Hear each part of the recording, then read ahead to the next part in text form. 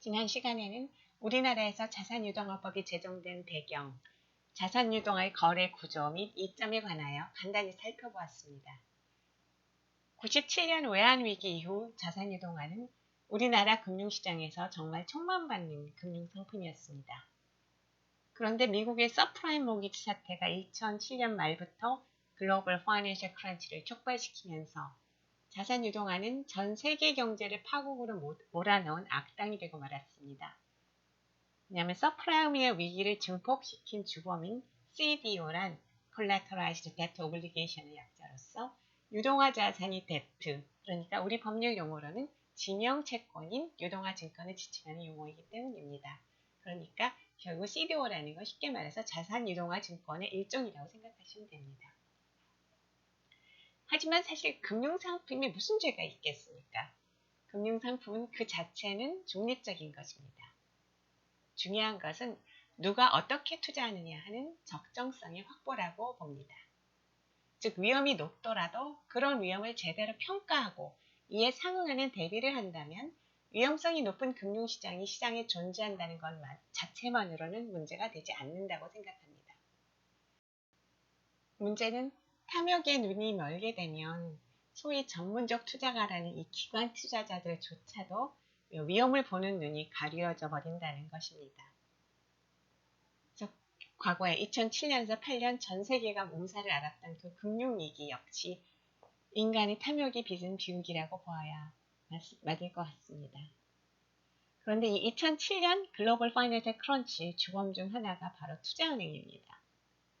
이들이 정부 당국의 규제 밖에서 행한 상식밖에 무모한 투자가 일으킨 대형 참사가 바로 2007년에서 8년 사이에 벌어진 글로벌 파이낸셜 크런치였던 것입니다. 미국의 서프라임 모기지 시장에 버블이 붕괴될 것 같은 뭔가 위험 징후가 나타나기 시작한 것이 대충 2006년 말에서 2007년도 초반 정도 됐습니다. 하지만 이때만 해도 많은 사람들은 이건 단순히 미국의 모기지 시장의 문제, 그러니까 결국 미국의 모기지 뱅크들의 문제 정도로 생각을 했습니다.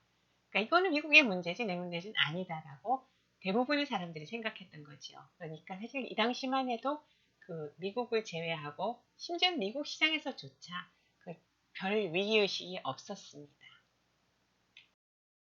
2007년 9월경 영국의 노던 로크 뱅크에 뱅크런이 발생했습니다.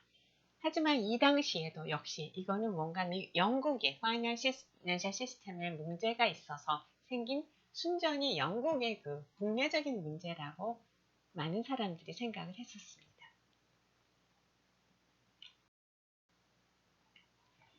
베어 스턴스는 월가의 5대 투자은행 중 하나였고요. 매우 튼튼한 재무구조를 자랑하고 있었습니다. 그런데 2007년 미국 서프라임 모기지 사태로 신용위기를 겪으면서 유동성이 악화되고 결국은 그게 자금난으로 이어져서 부도위기로 내몰립니다. 그러더니 2007년 6월 14일 급기야 회사에서 공식적으로 발표하게 됩니다. 서프라임 모기지 시장이 경색되기 시작하면서 회사의 2분기 순이익이 전년 동기 대비 무려 33%가 줄었다고 발표하게 된 것입니다. 이때부터 베어 스턴스는 끝없는 추락을 거듭했고요.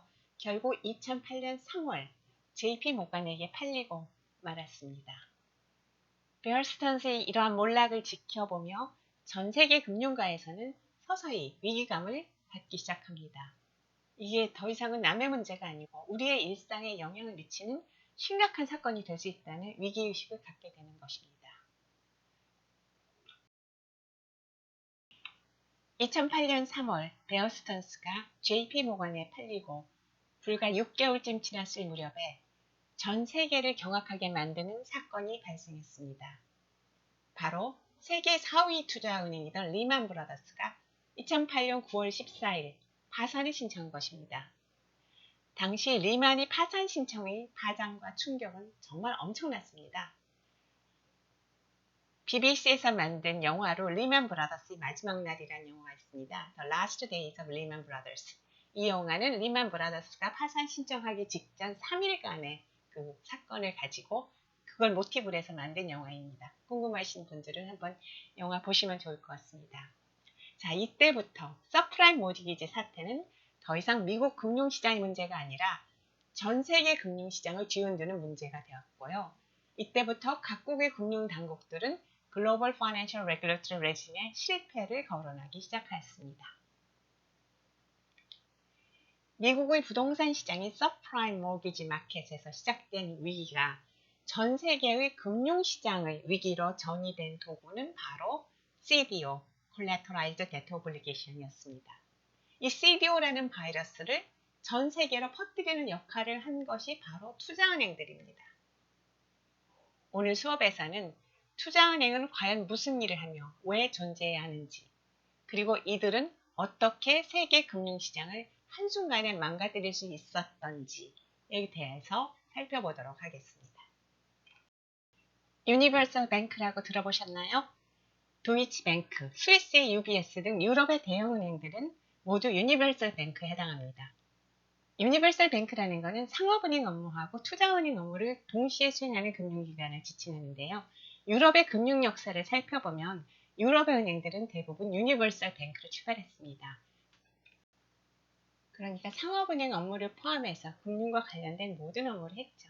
하면서 이제 시장의 필요에 따라 업무 범위가 점점점 늘어나면서 그 상업은행 업무와 투자은행 업무를 모두 다 수행하는 유니버설 뱅크로서 자리 잡게 된 것입니다. 유럽에서 17세기에서 8세기경에 머천트 뱅크들이 등장하기 시작했습니다. 머천트 뱅크는 처음에는 무역금융으로 시작했지만 오늘날 투자은행들이 하는 업무로 그 업무 범위를 점차 넓혀가면서 이쪽으로 특화하기 시작했고요. 이렇게 기존 은행이 백화점식으로 폭넓게 수행하던 업무의 일부가 분가해 나오는 과정을 거치면서 점차 상업은행과 투자은행의 구별이 생겨나게 되었습니다. 미국에서 탄생한 인베스트먼트 뱅크는 이러한 머천트 뱅크의 기원을 두고 있는 것입니다. 방금 이야기한 것처럼 머천트 뱅크는 영국과 유럽의 금융시장에서 발달해온 형태의 은행입니다. 최초에는 무역금융에서 출발을 했고요. 점차 그 업무 범위를 넓혀서 기업의 주식의 형태로 자금을 제공하는 업무를 취급하기 시작했습니다. 자, 가장 오래된 머천트 뱅크는 로스차일드와 베어링 뱅크입니다. 출발은 베어링스가 먼저 했지만 현재까지 남아있는 건 로스차일드이기 때문에 로스차일드 먼저 설명드리겠습니다. 로스차일드는 베어링의 경쟁자로 출발했으니만 19세기 초에 그 왕실과 정부의 금융을 제공하면서 성장을 해서 19세기 초 유럽 금융시장을 장악했습니다. 미국의 대표적인 투자은행인 JP모건이나 록펠러는 사실 로스차일드 덕분에 성장할 수 있었습니다. 로스차일드의 자금을 신흥 미국 산업에 연결해주는 중개인 역할을 하면서 그 JP모건과 록펠러가 성장할 수 있었던 겁니다. 베어링스는 이미 1762년에 설립된 정말 역사가 오래된 머천트 뱅크입니다. 영국 정부의 금융을 제공하면서 이력 최고 은행의 자리에 올랐죠. 프랑스가 루이지애나 주를 미국에 매각하는 거래도 중개할 정도였습니다. 이렇게 베어링스는 승승장구하면서 전 세계적인 네트워크를 보유하는 글로벌 금융기관의 지위에 올랐었습니다. 그런데 직원 한 사람의 투기적 거래로 하루아침에 망하는 신세가 되어버렸습니다. 무려 233년이나 되는 베어링스 역사에 종지부를 찍은 것은 1999년 싱가포르 지점의 닉 리슨이 한 파산 상품 거래의 실패입니다. 이 선물 거래의 실패로 무려 14억 불을 날리면서 베어링스는 파산하게 되었습니다. 그 후 네덜란드의 금융그룹인 ING에 단돈 1파운드에 매각되었습니다. 그런데 이 닉 리슨이란 직원이 무능한 직원은 결코 아닙니다. 원래 닉 리슨은 베어링스의 매우 유능한 트레이더였습니다. 그래서 1993년에 리슨이 벌어들인 수익이 베어링스의 총 수익의 거의 10%에 맞먹을 정도였습니다. 그런데 문제는 1992년 리슨 휘하의 직원이 약간의 손실을 발생시켰는데 당시 승승장구하던 리슨은 이를 도저히 용납할 수가 없었기 때문에 이 손실을 비밀구조에 은폐했습니다. 대신에 투기적인 거래를 통해 한 방에 이 손실을 만회하려고 했지만 또 실패합니다. 그러면 그 손실은 또 비밀 계좌에 숨기고 이런 식으로 진행되다가 드디어 이제 1999년 1995년 닉 윌슨은 싱가포르 국제금융거래소와 오사카 증권거래소에 상장된 니케이 255 선물 주식 거래를 했습니다. 그런데 하필 1995년 고베 대지진이 일어나면서 니케이 지수는 폭락하고 이 거래에서 엄청난 손실이 발생하게 됩니다. 그동안에 누적된 손실에 이 손실까지 더해지다 보니 더 이상 은폐할 수 없는 상황이 되어버리고요. 이렇게 되어 233년을 이어온 베어링스 뱅크의 역사가 하루아침에 끝나버렸습니다.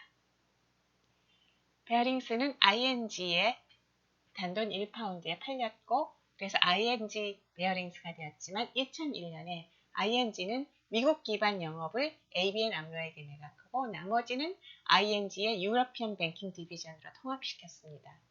그리고 자산관리 부문은 베어링 에셋 매니지먼트로 남아있다가 그나마 2005년에 매각됐습니다.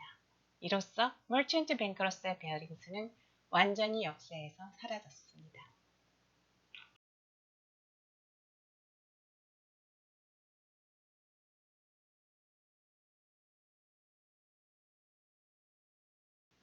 미국의 투자은행의 생성 발달은 철도 산업의 발전과 그 궤를 같이 합니다. 미국의 철도 산업은 미국 산업화의 상징적인 산업이죠.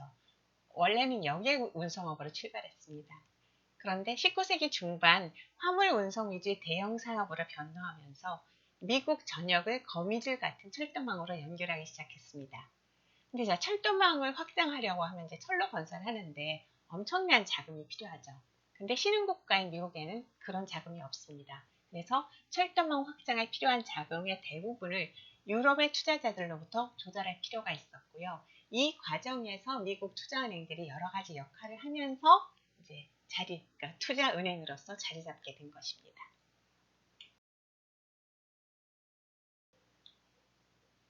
철도 산업이란 그 산업의 특성상 일단 투자되는 자금이 천문학적인 장기 자금이 투자됩니다. 왜냐하면 철도를 건설하는 데도 시간이 많이 걸리고 또 철도가 완성된 이후에 이제 그 철도의 운영을 통해서 벌어들인 돈을 회수하려면 장기 투자를 할 수밖에 없죠. 그러니까 철도에 투자한 돈은 단기간 내에는 회수가 어려운 상황입니다. 자, 이런 장기 자금이라면 웬만큼 여유 있는 자본가들이 아니면 엄두를 내기 힘들죠. 근데 당시 19세기 당시 미국은 신흥시장 국가입니다. 자본이 부족합니다. 이렇게 여유 있는 자본가들은 별로 없습니다. 그래서 미국 내에서는 사실 투자자를 구하기가 어려운 상황이었습니다. 반면 유럽에는 자본은 풍부했습니다. 하지만 자본이 풍부하다고 해서 그 돈을 막 쓸 수는 없지 않습니까? 투자를 할 때는 철저하게 투자 위험을 분석하고 또 위험을 분석하기 위해서는 사실은 그 투자되는 산업을 알아야 되고 그 투자하는 산업을 알아서 될 뿐만 아니라 이제 투자하는 사람들도 알아야 되고 여러 가지가 이제 필요한 거죠. 근데 그럼 눈으로 보려면 그 당시에는 미국 한번 가려면 배 타고 바다 건너서 기차 타고 가서 한 번 갔다 오려면 몇 달씩 걸리는데 그게 지금 가서 투자 분석하고 돌아올 때쯤 되면 이제 많은 게 변해서요. 그 위험 분석은 사실 별 도움이 안 될 수도 있습니다. 그러니까 미국에는 돈이 없었고 유럽엔 돈은 있었지만 사실은 이 투자 위험 분석에 여러 가지 어려움이 있었기 때문에 신뢰관계 자체가 형성되지 않으니까 투자가 이루어지지 않는 거죠. 자, 이럴 때 유럽의 자본가들이 믿을 만한 누군가가 중간에서 내게를 해준다 그러면은 투자가 가능하지 않겠습니까? 당시 미국에는 유럽의 자본가들과 이미 오랫동안 만족스러운 여러 가지 거래를 하면서 신뢰관계를 구축해온 중개인들이 있었습니다. 자, 이러한 중개인들은 이미 형성된 신뢰를 이용하여 유럽의 풍부한 자금을 미국의 철도 산업에 끌어들이는데 활약을 했습니다. 자, 이러한 중개 활동이 되풀이되면서 이런 이제 중개 기관들이 결국은 투자은행으로 성장하고 자리 잡게 된 것입니다. 초기에는 이 중개인들은 미국 철도회사가 발행하는 회사채를 유럽 투자자들에게 팔았습니다. 예. 그러니까 결국 유럽 투자자들은 이 중개인들을 보고서 이거 괜찮은 상품입니다 하니까 투자를 한 거죠. 그런데 철도 사업이라는 게 워낙 필요한 자금도 대규모일 뿐만 아니라 아까 말씀드린 것처럼 장기 투자입니다. 그러니까 회사채를 통해서 이 자금을 조달하기에는 한계가 있는 겁니다. 그래서 그 자금 조달 방법이 그 주식 발행을 통해서 자본 투자자들을 유치하는 것으로 서서히 바뀌어가기 시작합니다. 사채 발행이나 주식 발행을 중개하는 방법에는 단순히 매매를 중개하는 방법하고 총액 인수, 즉 언더라이팅 이 두 가지 방법이 있습니다. 단순히 거래를 중개하는 경우에는 중개인의 역할은 사채 발행자 또는 주식 발행자가 발행하는 사채나 주식에 관심이 있는 투자자를 찾아다가 발행회사에 소개해주는 것으로 그칩니다. 이 경우 발행 물량의 일부가 안 팔려도 중개인은 책임이 없습니다. 안 팔리는 부담은 결국 발행자의 몫입니다. 그러니까 중개인이 부담하는 위험은 크지 않기 때문에 따라서 중개인이 받는 수수료도 그렇게 크지 않습니다. 그런데 발행사 입장에서 본다면 발행 물량의 일부가 안 팔린다는 얘기는 발행사가 조달하고자 하는 자금의 일부를 조달하지 못할 수 있다는 의미입니다. 그런데 발행사가 원하는 시기에 원하는 자금을 확보할 수 없다 그러면은 회사의 자금 조달 계획에 차질이 생기고 이렇게 자금 조달 계획에 차질이 생기면 회사는 자칫하면 신용 위기에 내몰릴 수 있습니다. 그래서 위험한 자금 조달 방법이 되어버리는 거죠. 이런 경우에 투자은행이 일단 발행하는 물량을 모두 인수하는 경우, 이제 총액 인수하는 경우를 언더라이팅이라고 그러는데요. 총액 인수의 경우에는 어찌됐든 이 중간에 있는 언더라이터가 총액을 인수한 다음에 대파니까 발행사로서는 자기가 원하는 자금이 전액 조달된다고 믿고서 발행을 추진할 수 있어서 안심이 되지요. 대신에 이 경우 시장에서 안 팔리는 물량은 결국 중간에서 중개를 한 언더라이터가 모두 떠안을 수밖에 없습니다. 그래서 언더라이터 역할을 하는 투자은행으로서는 상당히 위험 부담이 있는 거래가 됩니다. 그런데 금융거래라는 건 항상 고위험, 고수익 아닙니까? 그래서 총액 인수의 경우에는 당연히 그냥 단순히 어레인지만 하는 경우에 비해서 훨씬 더 큰 금액의 수수료를 요구할 수 있습니다. 그러니까 투자은행들이 총액 인수를 하게 되면 돈은 훨씬 더 많이 벌게 됩니다. 방금 전에 미국 철도 산업에 대한 투자는 막대한 자금의 장기 투자자가 필요하기 때문에 유럽 자금의 투자 유치 방법이 초기에는 채권 발행이다가 그것이 주식 발행으로 변화되었다고 말씀드렸습니다. 그렇다면 투자자 입장에서는 그 지위가 채권자에서 주주로 바뀐 거니까 고정된 수익은 더 이상 보장이 안 되게 되었죠. 첫 시간에 저희가 배웠던 것 같습니다. 채권자의 경우에는 이자 상당의 고정 수익이 보장이 되지만 주주의 경우에는 수익이 있을 때만 배당을 받죠. 대신에 그 수익이 많은 경우에도 그 업사이드가 없이 전액 다 그 고수익을 다 가져갈 수 있는 거고요. 그래서 이제 투자자의 지위가 이렇게 그러니까 채권자에서 주주로 전환되다 보니까 이제는 투자자들로서는 회사의 사업이 잘 되어야 그 자금을 회수할 수 있게 되어버렸습니다.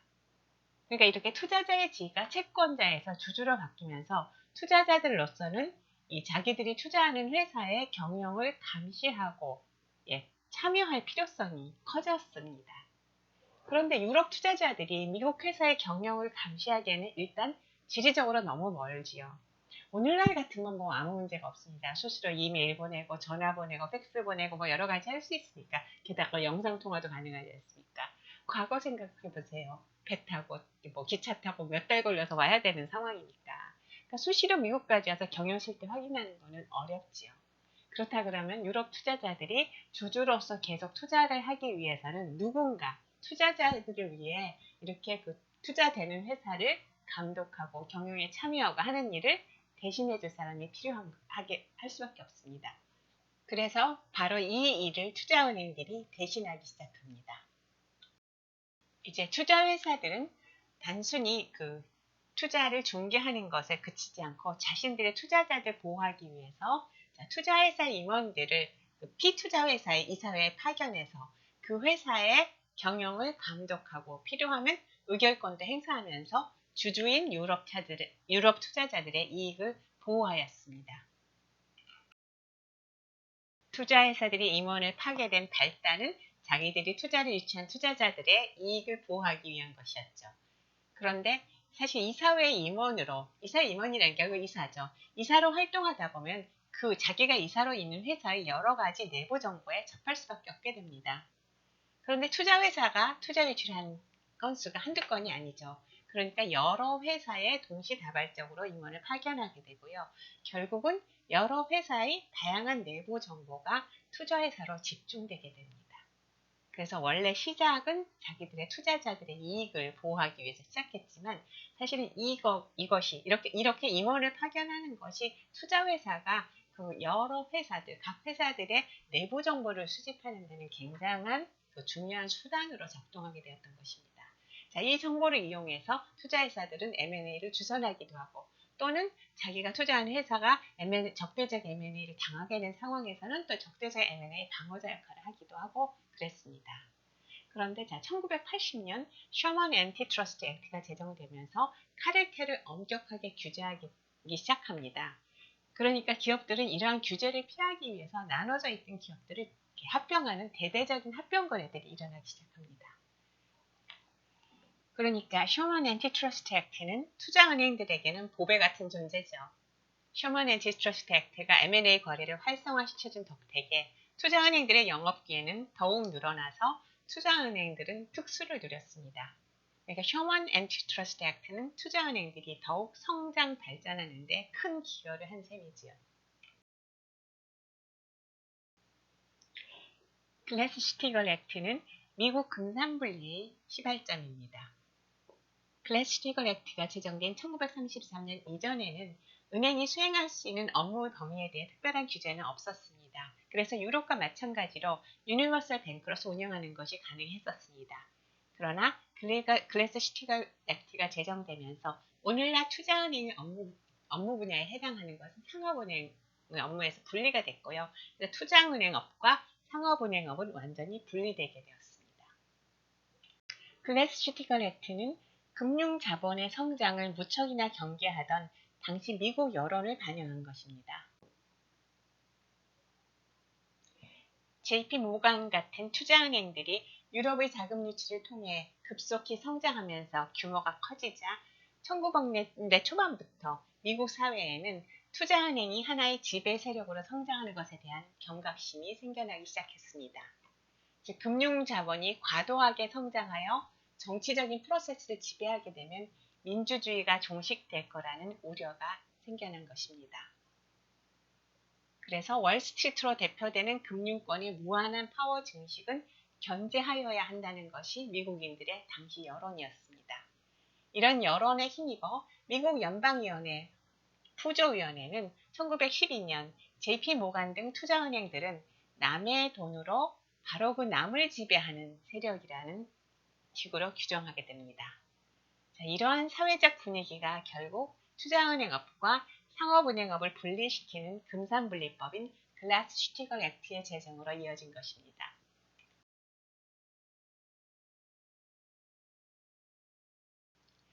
금융시장에서 투자은행이 수행하는 가장 중요한 역할은 유가증권 발행기업과 투자자 사이의 거래를 중개하는 거나 또는 기업이 필요한 여러 가지 기업 활동과 관련해서 자본 서비스를 제공함으로써 자본시장 내에서의 자금 흐름을 촉진시키는 것입니다.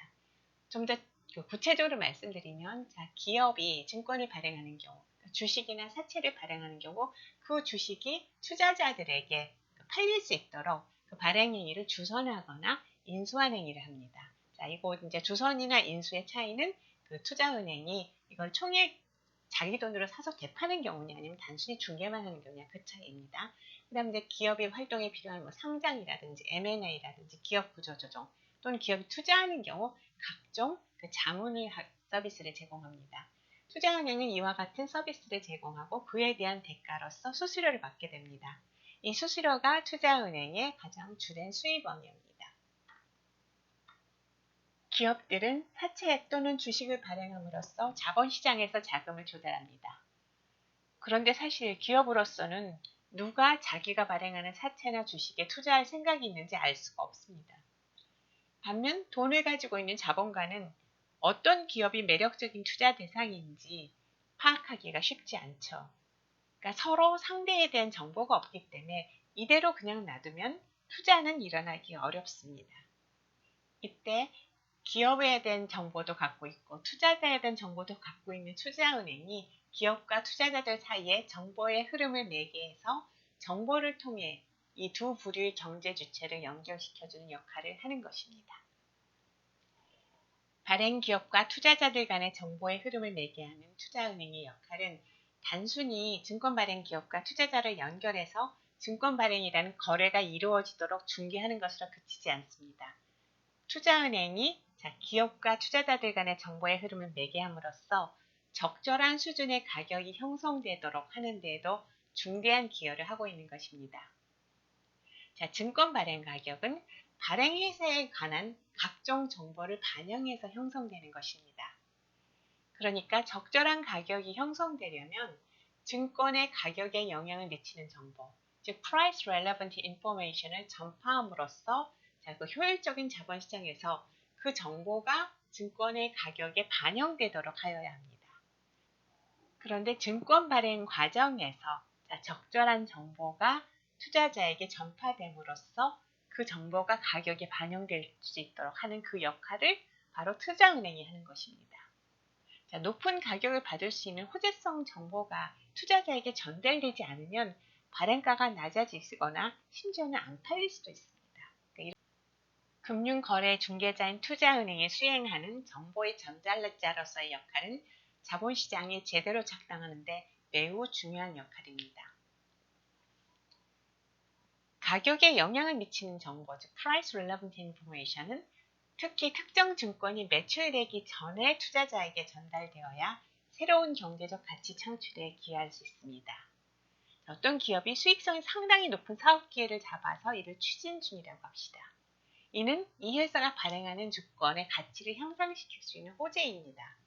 하지만 증권 발행 전에 투자자에게 이런 정보가 제공되지 않으면 투자자는 증권이 발행되기 전 단계에서 해당 사업이 어떤 가치를 가지는 데 대한 판단할 방법이 없지요.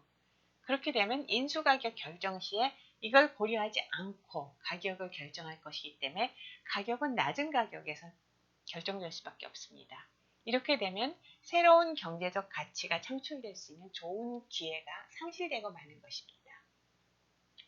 이와 같이 호재성 정보가 가격에 선반영되어 새로운 경제적 가치를 창출하는 메커니즘이 제대로 작동하려면 일단 사람들이 가격에 영향을 미치는 정보를 열심히 발굴하고 이거를 시장에 막 전파할 수 있는 인센티브를 가져야 합니다. 그런데 사람들이 돈 생기는 일은 열심히 하지만 돈 안 생기는 일을 누가 열심히 하겠습니까? 그러니까 이러한 정보를 발굴하고 전파하는 거에 대한 대가가 없다 그러면 아무도 일을 안 할 겁니다. 그러니까 이런 것을 장려하기 위해서 가장 좋은 방법은 돈 받고 팔 수 있도록 이런 정보를 아예 재산권으로 인정하면 물론 제일 좋겠죠. 하지만 그거는 사실 현실적으로 불가능합니다. 그렇다 그러면 이런 상황에서 투자은행이 정보 전달자로서의 역할을 제대로 해주면 투자은행은 법외의 기구, Extra Legal Institution으로서 증권 발행 시장의 효과적 작동에 필요한 그러한 재산권을 창설하는 비공식적인 역할을 하는 셈이 됩니다.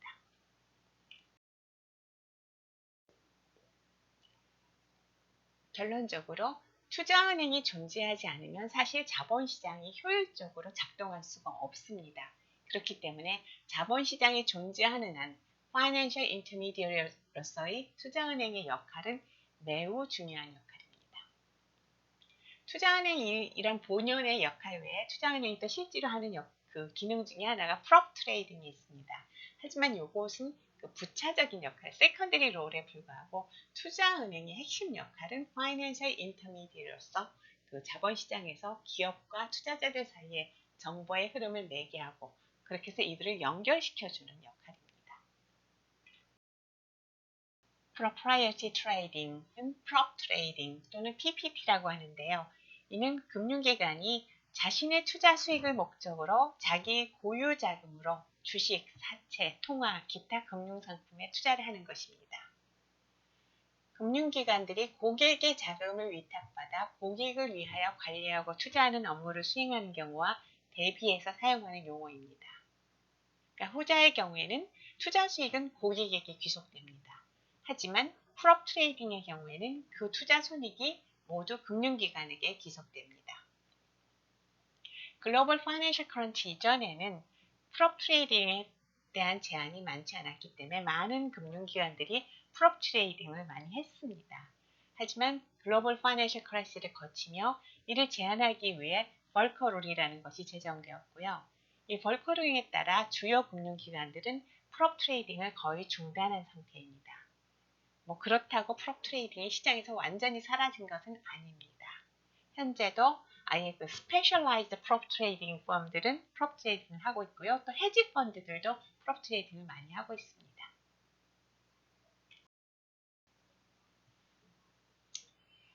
JP 모간 같은 투자은행들이 급상승하던 1930년대만 해도 미국의 여론은 이러한 투자은행의 성장에 우려의 시선을 보냈습니다.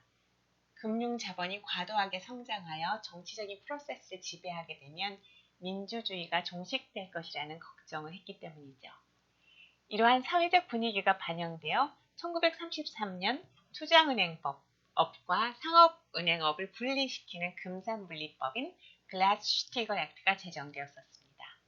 하지만 현대사회로 넘어오면서 여러 가지 사회적, 경제적 여건이 변화되고 사람들의 인식도 변화됩니다.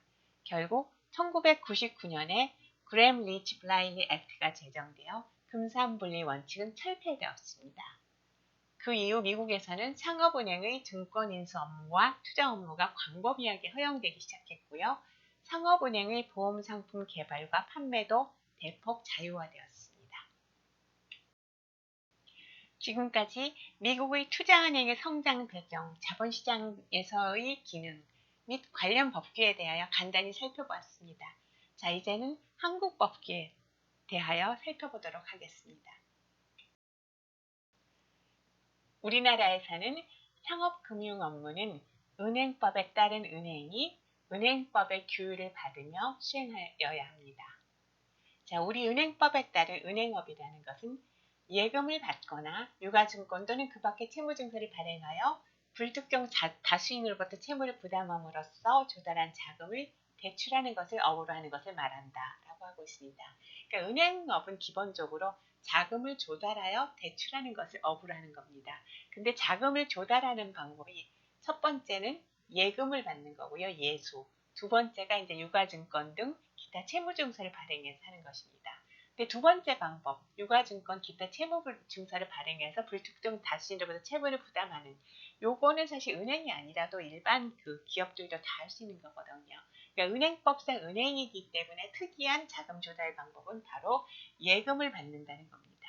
그래서 예금을 받을 때 은행인 거고, 자, 은행 이외에 다른 기관들도 다른 금융기관이나 일반 기업들도 유가증권 또는 그 밖의 채무증서를 발행해서 불특정 다수인으로부터 채무를 부담하는 것은 얼마든지 가능합니다. 다시 말하면 은행업의 핵심은 예금을 받는 거고요. 근데 은행이 그러면 예금을 받는 것만 규정해버리면 그 밖에 이 차체 발행해서 자금 조달하는 건 못하잖아요. 그러니까 그것도 할 수 있도록 하기 위해서 예금을 받거나 또는 그러한 증권을 발행하여 채무를 부담함으로써 조달한 자금을 대출하는 것을 업으로 한다라고 규정하고 있는 겁니다.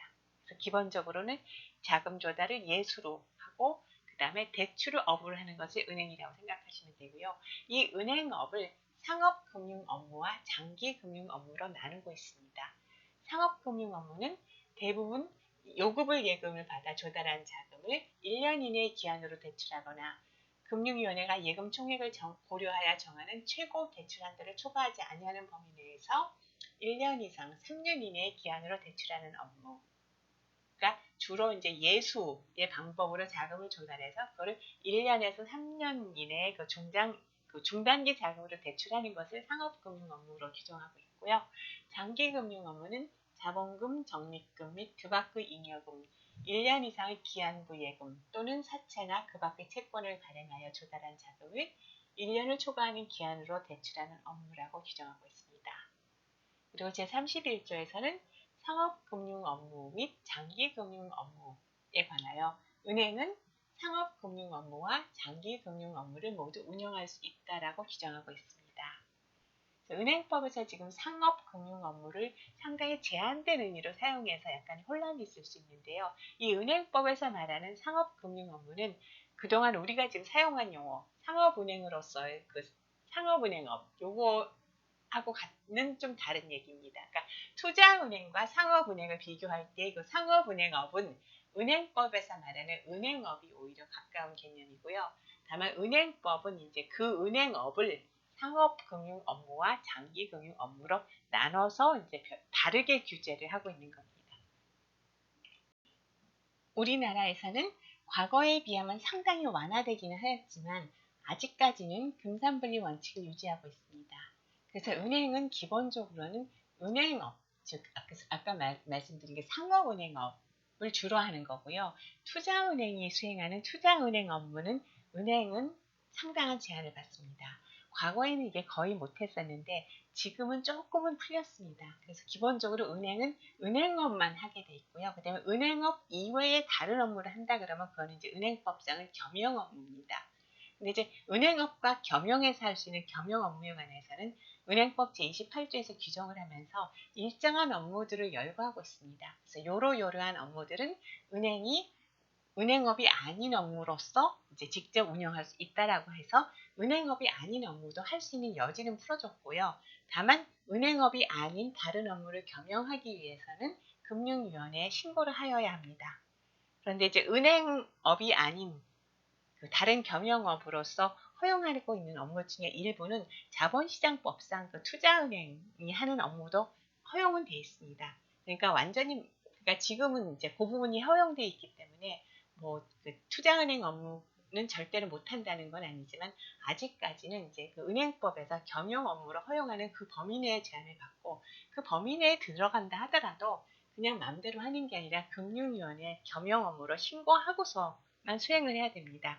근데 이제 실무에 들어가면 금융위원회 이제 신고하는 과정에서는 상당한 제약이 있기 때문에 실질적으로 이제 우리 은행이 뭐 그 유니버설 뱅크처럼 상업은행업과 그 투자은행업을 자유롭게 할 수 있는 그런 그러니까 동시에 자유롭게 할 수 있는 그런 상황은 아직은 아닙니다. 하지만 과거에 비하면 그 벽이 좀 허물어진 것은 사실입니다. 또 과거에는 그 은행을 소위 비금융 주력자라 그러죠. 그래서 산업자본이 은행의 지분을 취득하는 것은 철저하게 단절되어 있었습니다. 차단되어 있었습니다. 그런데 지금은 이제 비금융 주력자의 주식 보유 제한은 이제 4%로 해서 이제 그 비금융 주력자는 은행의 의결권 발행 총수의 100분의 4를 초과하여 은행의 주식을 보유할 수 없다라고 하고 있기 때문에 4%까지는 이제 그 비금융 주력자도 취득이 가능하게 됐습니다. 그래서 그런 범위 내에서는 그 금산분리 원칙이 다소 완화되었다고 하겠지만 그래도 아직까지는 금산분리 원칙은 유지되고 있다라고 보는 것이 맞을 것 같습니다. 인베스트먼트 뱅크가 수행하는 투자은행업과 구별되는 상업은행업의 핵심은 그 불특정 다수인으로부터 예금의 형식으로 금전을 수취하는 방법으로 자금을 주로 조달하고 이렇게 조달된 자금으로 대출을 하거나 또는 금전의 이체를 집행하는 것을 영업을 하는 것이라고 정리할 수 있겠습니다. 인베스트먼트 뱅크가 수행하는 업무들은 우리 법상으로는 자본시장법상 금융투자업에 해당합니다. 자본시장법에 따르면 금융투자업은 지금 화면에서 보시는 바와 같이 6가지 종류로 나뉩니다. 투자매매업, 투자중개업, 집합투자업, 신탁업, 전담중개업, 투자이딩업, 투자자문업. 이 6가지 업무와 관련해서는 그 해당 조항에 따라서 그 금융위원회 인가를 받거나 또는 금융위원회에 등록하고 영위하는 것이 가능합니다. 그러니까 6가지를 다 등록할 수도 있고요. 아니면 자기가 원하는 거 한두 가지만 골라서 하는 방법도 가능합니다.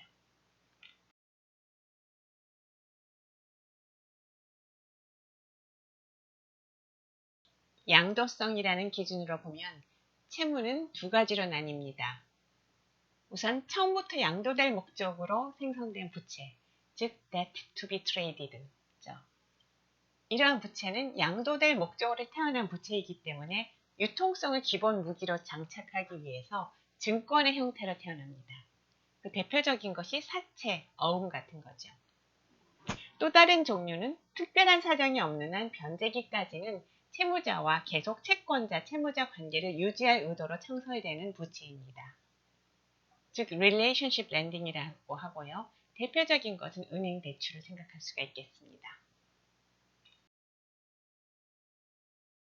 to be traded에 관해서 보겠습니다. 자, 이 종류의 부채는 이 부채가 처음 창설될 때부터 차주는 이 채권은 양도될 거라는 걸 알고 있었고요. 그렇기 때문에 누가 됐든지 마지막 그 증권 소지자에게 지급하면 된다라는 생각으로 이제 형성된 부채입니다. 그렇기 때문에 from day one, 첫날부터 자, 차주와 오리지널 렌더와의 관계는 그냥 템퍼러리에 불과하다라는 것이 예정돼 있었던 부채입니다. 처음부터 유통을 전제로 채권을 발생시키는 경우에는 이런 유동성은 오리지널 렌더의 행동에 중요한 영향을 미칩니다.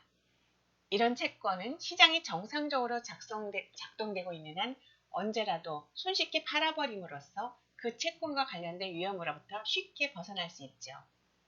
결과적으로 오리지널 렌더는 릴레이션십 렌딩에 비해 훨씬 더 큰 위험을 감당할 수 있게 됩니다.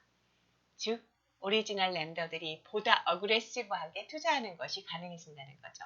그렇게 됨으로써 부실 채권이 양산될 가능성이 내포되어 있는 것입니다. 자, 채권과 관련된 이 리스크를 살펴보겠습니다. 크게 세 가지입니다. 첫 번째는 차주의 신용위험, credit risk of the borrower. 두 번째는 liquidity risk입니다. 그러니까 렌더가 이 부채에 돈이 묶여서 자기가 원하는 순간에 현금을 하지 못할 그런 리스크고요. 세 번째가 마켓 리스크입니다. 그래서 정말 마켓이 너무 나빠지면 아예 팔지도 못하게 될 위험이 있는 거죠. 사채와 같이 양도를 전제로 하는 채권을 발생시키는 경우에는 이러한 부채에 오리지널 렌더가 보다 어그레시브하게 투자를 할 것이라는 그런 기본적인 효과 외에도 몇 가지 추가적인 파급 효과가 있습니다. 우선 이러한 채권들은 담보로 사용이 가능합니다. 담보물로 효과가 있으려면 처분 가능해야 되죠. 채무자가 피담보 채권을 상환하지 않는 경우에는 여차하면 담보물을 처분해서 피담보 채권을 해소해야 하니까요. 그런데 이렇게 양도를 전제로 생성된 채권 같은 경우에는 언제든지 양도가 가능하기 때문에 담보로서 가치가 있는 겁니다. 두 번째는 양도를 전제로 생산된 증권들이기 때문에 그 가격 구조가 투명합니다. 그래서 그 자산의 밸류에이션, 시가평가가 쉬워집니다. 세 번째는 이 양도를 전제로 이제 이러한 채권들이 태어나다 보면 결과적으로는 이런 채권들이 거래되는 시장이 생겨납니다. 그래서 정말 윌링 바이어들이 생겨나게 되고요. 또 양도가 신속하게, 싸게, 그리고 쉽게, 그러니까 quickly, cheaply and easily 발생할 수 있는 거래 구조가 시장의 보편적인 거래로서 자리 잡게 됩니다. 채권의 양도성이 대주에게 미치는 파급 효과들을 방금 살펴보았는데요. 자, 이러한 파장들은 차주와의 관계에서는 다른 각도에서 일정한 효과를 나타내죠. 자, 대주들이 기꺼이 위험을 감수할 용의가 있으니까 저이자로도 대출이 가능해집니다.